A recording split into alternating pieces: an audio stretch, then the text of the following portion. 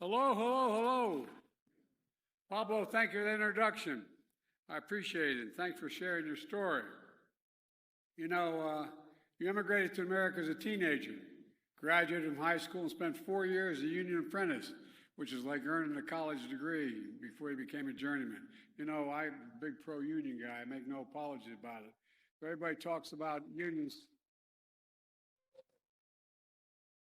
It's interesting. People who don't understand, they go, well, union. They like to walk in and say, I want to be an electrician, I want to be a plasterer. You got 4 or 5 years of apprenticeship. You earn it, and you deserve it. You help build homes for others and reach their dreams, and now you're in the market yourself to continue your dream. I also met another mother named Latree. Latree Shoe. Where's Latree? Latrice, excuse me. There she is. Who's able to buy her first home with a $15,000 down payment by the American Rescue Plan, which we wrote.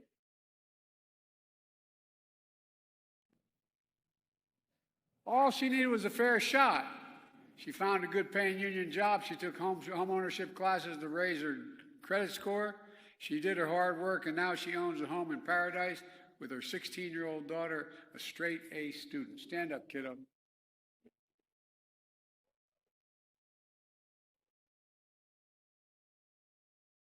We're fortunate to have great partners in Congress here today who are helping make these dreams possible. Representative Stephen Horsford, a great leader of the 4th District and chair of the Congressional Black Caucus, who works every single day to reduce housing costs and close the racial wealth gap, which is happening. Representative Susie Lee, who's a driving force to cut red tape and build more affordable housing all across Nevada. Representative Dana Titus, God love you, Dana, you're an old friend. You've always had my back, and I've had yours, and you had people of this country and this city back. Housing is so much more than just a word. It's about people's lives. You can't be here today because there are votes in Washington, but I also want to thank your outstanding senators, Catherine Cortez Masto and Jackie Rosen, for their leadership in making housing more accessible and affordable. I also want to thank all the housing advocates here today. We're doing God's work. All the housing advocates, stand up.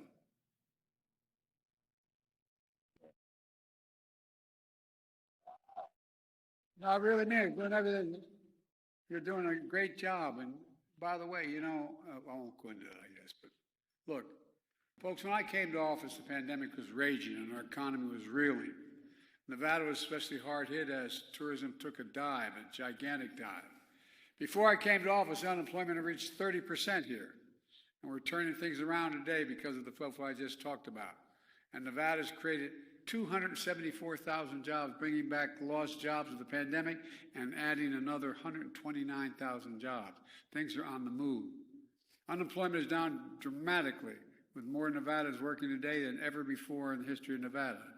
And thousands of cities across all of America are seeing this great comeback story.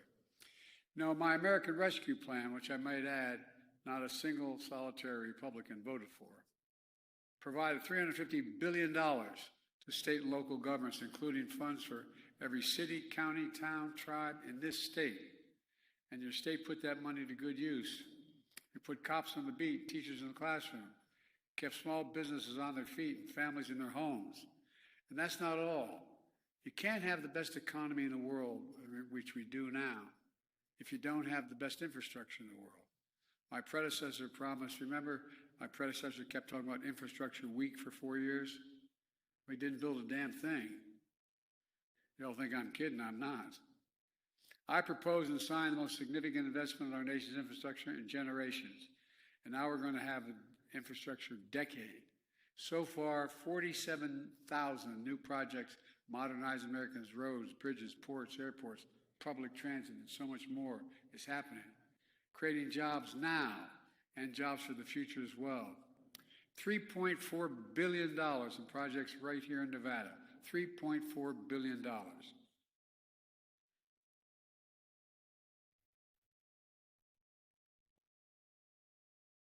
When I was writing this and talking about it, all I kept thinking about was Harry Reid. We're connecting the entire state to affordable high-speed internet by the end of this decade. Every single part of the state will have high-speed affordable internet, and already saving 276,000 Nevada families as much as $75 a month on their net bills. And I know our friend Harry's looking down and saying, damn proud of the airport in his name is getting an upgrade as well. We couldn't do one without the other, you know. He's so proud of building America's first high-speed rail line that to take folks from Las Vegas to Los Angeles in 2 hours instead of 4. You know, that's going to create 35,000, first major high-speed rail line in America. 35,000 good-paying jobs. Take 3 million vehicles off the road and reduce pollution significantly. It's also taking those, by the way, it's going to cut the time in half. Now, I don't know why anybody want to get to L.A. in half the time, but I know why y'all want to come here. All kidding aside, it really is incredible. It's a gigantic project. And by the way, it's encouraged California and Central California to build a high-speed rail as well. You know, the idea that we haven't had one single high-speed rail built in America up to now is ridiculous. And so, you know, Chinese have a rail system that goes 130 miles an hour. Anyway, 230 miles an hour, I should say. Well, look, we're taking the most significant action to fight climate change ever. My policies have attracted $650 billion in private sector investments from companies that are moving clean energy, factories and jobs back here in America where they belong.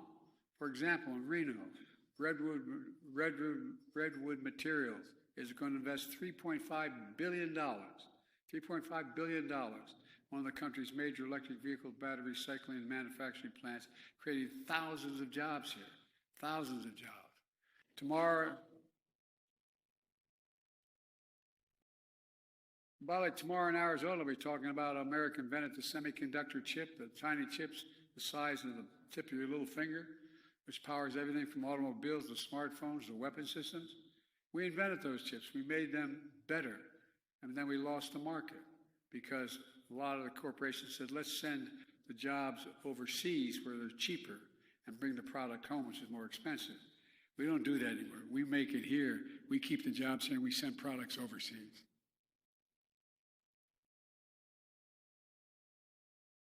But the reason I mentioned, we've been able to bring the chips manufacturing back home. We attracted $240 billion in private sector investments to build chip factories here in America. And by the way, they're creating tens of thousands of good-paying jobs, both in construction and manufacturing. And the average salary in one of those, they call them fabs, the factories, is $100,000 a year, and you don't need a college degree to get that job. Across the country, folks have filed a record number of new business applications since I took office. The fastest growth of Latino-owned businesses in more than a decade. More black small businesses starting at the highest rate in 30 years. In Nevada, since I came to office, we've seen 195,000 small business applications. And every one of those applications is an act of hope. It's critical because small businesses, and the reason I keep talking about small businesses make up half the GDP, half the economy of America. Half of all the economy in America is generated by small businesses. But here's the deal. As more folks move to Nevada for good-paying jobs, we need housing that's affordable. The depth of the pandemic, and in the depth of the pandemic, the American Rescue Plan delivered funds to keep 8 million families in their homes nationwide by preventing foreclosures and evictions. So here in Nevada, you use those funds to keep 50,000 people's rent to be able to be paid.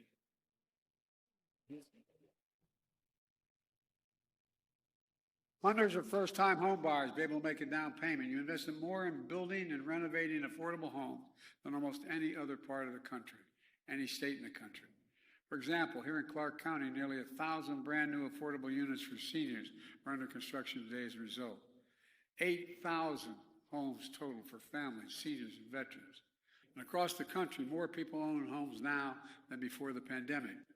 We're seeing fewer foreclosures than any time in decades. But we have a lot more to do. For too many people, the dream of having a good home still feels out of reach. I get it. Look, here's my plan. But, you know, everybody thinks because I was president, I was probably born wealthy and come from a significant background economically. Well, I had the dubious distinction of being listed as the poorest man in Congress for 36 years. I got a phone call. My wife was campaigning up. I was campaigning up in New Hampshire back when that statistic came out in the 90s. And she called. I used to call when, because the kids were little when I was away. They say, "How's everything going?" I got this, "Fine." But you know you're in trouble when your wife or husband says, "Fine." I said, "What's the matter?" She said, "Only elected officials, husband or wife, could understand this." She said, "Do you read today's paper?" I said, "They don't have today's paper. Wilmington paper, Delaware, up in Nevada, where I'm with Leahy, up in Vermont." And she said, "Well, let me read it. Top of the fold, headline, Biden, poorest man in Congress. Is that true?" I thought, I don't know if the hell it's true, but it turned out it was true. But here's the deal. My new budget works to lower housing costs for owners and renters alike today.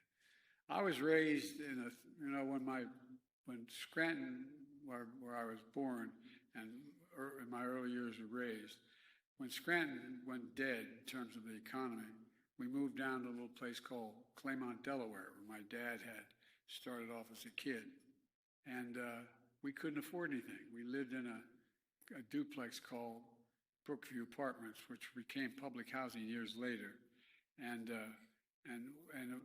my dad kept trying to figure out how we get the down payment to get the first home.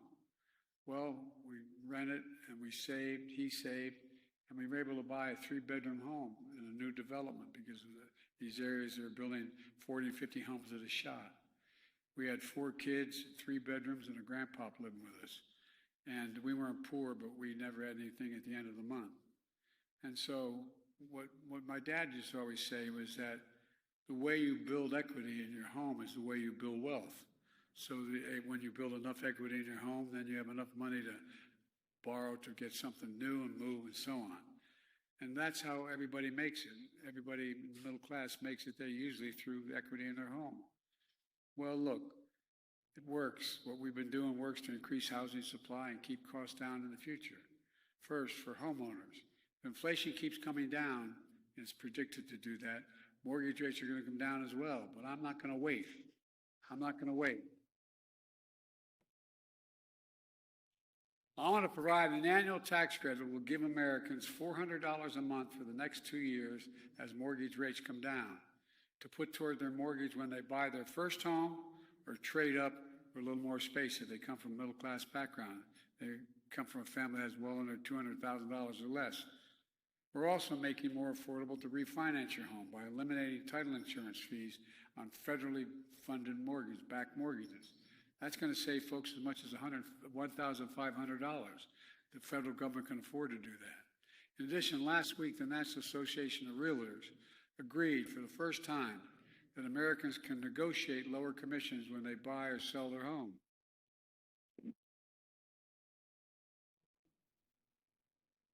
On a typical home purchase, that alone could save folks an average of $10,000 on the sale or purchase. I'm calling on realtors to follow through on lowering their commissions to protect home buyers. And folks, we're also working to end the legacy of discrimination on the basis of home valuations. It's exacerbated, as we know. It's exacerbated a racial wealth gap and held back black and brown families. And it's simply wrong. You know, if a developer came along and built 20 homes on one side of a highway and 20 homes on the other, and the one side had people with black and brown backgrounds, and the same exact home was built in a white neighborhood, guess what? The day you bought that home, that black home is worth 20% less than the white home, or the Hispanic home is worth 20% less. It's wrong. Second, my plan goes to work so we can bring the rents down. My administration is cracking down on big corporations who break antitrust laws by price fixing to keep the rents up. That's how they work it out. Landlords should be competing to give folks the best deal, not conspiring to charge them more.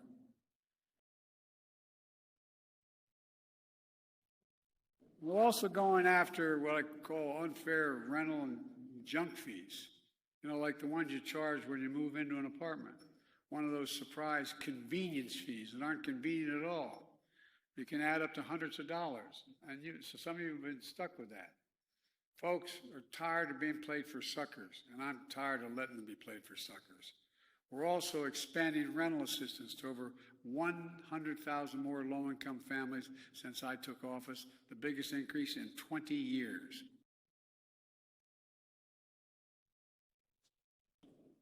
My new plan would help hundreds of thousands more, including foster kids, as I mentioned earlier, aging out of foster care, so they have to move out, living on their own for the first time.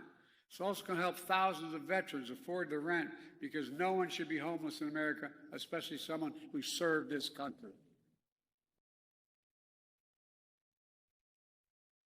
And folks, we know affordable housing has been a challenge for a long time. To solve it long term, we have to increase supply, because when supply is down, demand is up, costs rise. The bottom line to lower housing costs for good is to build, build, build. That's why, to help your congressional delegation, I've cut red tape so more builders can get federal financing for the new projects. A record 1.7 million new housing units are under construction nationwide right now because of it. In fact, today my administration reported that single-family housing starts are the highest level they've been in nearly 2 years, and my new plan would create 2 million affordable homes, including tens of thousands right here in Nevada. You know, and we're doing this through what they call the neighborhood home tax credit to build or renovate affordable housing. And, you know, and we do it by expanding the bipartisan low income. It's called the low income, sorry with all these titles, but that's what these bills are. The low income housing tax credit to build affordable rental units, which are supported by lenders, builders, families, and housing advocates alike. Look, my plan will also establish an innovative program to help communities build and renovate housing or convert housing from empty office spaces into housing, empty hotels into housing. My plan would provide $8 billion to fight homelessness and move people into homes and off the street. And I'll say it again. In the United States, no one should have to live in the street. No one. Folks, altogether, experts are calling these measures, quote, the most consequential housing plan in more than 50 years. But let me be clear. It's not only my plan, it's fully paid for. And while I'm paying for it, we're also reducing the federal debt at the same time. You know, the Republicans talk about, you know, big tax and Democrats. Give me a break. Come on. I've already cut the federal deficit by $1 trillion since I took office. The last guy increased the deficit by a larger margin than any president in American history in the 4 years he was president. I signed the bipartisan budget deal to cut another $1 trillion in the next decade. For example, because of the law I signed, finally, Big Pharma, the pharmaceutical companies, and we finally beat them, giving Medicare the power to negotiate the prescription drug prices they pay for seniors like they do with the Veterans Administration. The VA says, I need this for veterans, but I'm not going to pay you more than this for this amount of money. Well, it doesn't just save seniors money, it's already saving taxpayers money. The one thing we've been able to do is, when I did that one thing of making sure that you're going to be able to have insulin for $35 instead of $400 a month. Well, guess what? That cut the deficit by $160 billion. $160 billion. And there's a reason for it. Not only saves seniors a lot of money, when I first wrote it, it included everybody. The Republicans knocked out everybody and left the seniors in. They couldn't lose that one. But here's the deal. $160 billion over the next decade, because Big Pharma doesn't have to pay out the $400 a month. They're paying out $35 a month to Big Pharma. My plan would double the number of drugs able to be negotiated to save another $200 billion a year. This bill has already been passed. Here's the deal, folks. You know, right now, we cut the deficit by even more by making the very wealthy begin to pay their fair share. But here's the deal. If you're going to deal with Medicare and you want to make sure you're going to be able to save money, well, guess what? Many of you know seniors who have cancer drugs that cost up to $35,000, $15,000 a year, $12,000, $15,000 with all their other costs. Well, guess what? already passed a law beginning in 2024, January 2025. No matter what the total cost of prescription drug costs for a senior are, they will not have to pay more than $2,000, period. $2,000. It's going to save another 200,000. Anyway, I get really. We drove out to the airport and put you on Air Force One. You said you had a prescription needed filled, and it was an American company that made it. I'd say, okay, let's fly to Toronto, or to Berlin, or to London, or to Rome, or any major city in America. I'll get you that same prescription filled in those cities for 40 to 60% less than it costs you at a pharmacy here. It's wrong. But look, I'm a capitalist. If you want to make $1 billion, great. Just begin to pay your fair share of taxes. In 2020, 55 of the largest Fortune 500 companies made $40 billion in profits. They paid zero in federal taxes. Not anymore. Thanks to the law I wrote, we signed, big companies now have to pay a minimum of 15%, but that's still too little to have to pay in federal. Wouldn't you all trade that? You'd pay 15% instead of what you're paying now. But look, it's time to raise the corporate minimum tax to at least 21%. So every big corporation finally begins to pay their fair share. You know, before the whole thing with COVID, there were 750 billionaires with a B in America. Today there are 1,000. You know what they pay in average? What would the average tax for billionaires in America? 8.2% federal tax. Anybody want to trade them with the billionaire tax? I'd take 8.2%. It's far less than the vast majority of Americans pay. No billionaire should pay a lower tax than a teacher, a sanitation worker, a nurse, anybody busting a neck. That's why I'm proposing, if I'm reelected, we're going to get it done. To a minimum tax of 25% for billionaires. That's not even the highest tax rate, just 25%. You know how much that would raise over 10 years? $500 billion in 10 years. $500 billion if they just started to pay that. Imagine what we could do. We could cut the federal deficit even more. We could invest in things that make America great again. Child care, a whole range of things we could do.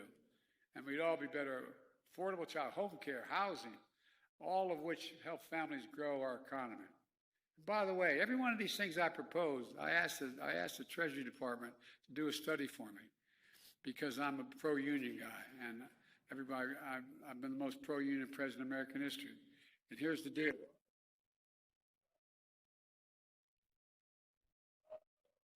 And people say, well, that costs a lot of money. It saves money. The study they've done points out that union labor and contracts raise everybody's income, and they have the best in the world besides. Like I said, when I got that $350 billion invested for computer chips, I was at Samsung in South Korea, convincing them to come here. I said, why would you come here? He said, you have the best workers in the world, and my safest investment is in America. Folks, there's so much we could do. But my predecessor has a totally different view when it comes to fair taxes. He said, and he said this to his friends in Mar-a-Lago, quote, it's on the record, I know plenty of you, this is his quote, you're rich as hell, and we're going to give you tax cuts. That's what he says out loud. And the president enacted a $2 trillion tax cut that overwhelmingly benefits the very wealthy and biggest corporations. He exploded the federal deficit, as I said. He added more to the national debt than any president has in one term in all of American history. And he wants to do it again. He's committed to another $2 trillion tax cut for the wealthy and biggest corporations. He also proposed cutting funds for affordable housing, not building them, cutting the funds for them. Folks at home, does anybody really think the tax code is fair? I don't know. You don't really think the wealthy and big corporations need another $2 trillion tax cut, do you? Well, they're doing pretty well. I sure in hell don't. Look, I'm going to keep fighting like the devil to make sure the wealthy pay their fair share, make the tax system fair. And under my plan, to make sure I wasn't able to be at the other end of his demagoguery, I made a commitment when I got elected, and I've kept it.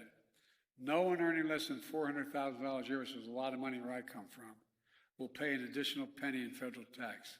Not one single penny. Not one penny. But everybody else is going to start paying their fair share. Let me close with this.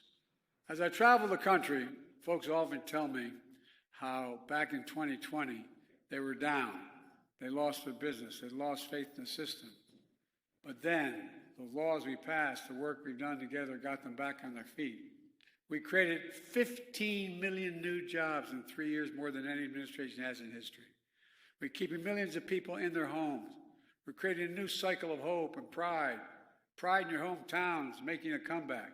Pride in America. Pride in knowing you can get big things done if we work together. I've never been more, we have a lot more to do. A lot more to do. The reason this election is so important is not about me. It's about the future. It's about the future. He wants to undo every single thing we've done if he gets elected. He stated it straight up. But there's so much more to keep and to do. I've never been more optimistic about our future. You just have to remember who in hell we are. We're the United States of America. There is nothing, think about it, nothing beyond our capacity when we work together. We're the only nation in the world that's come out of every crisis stronger than we went in, every time when we work together.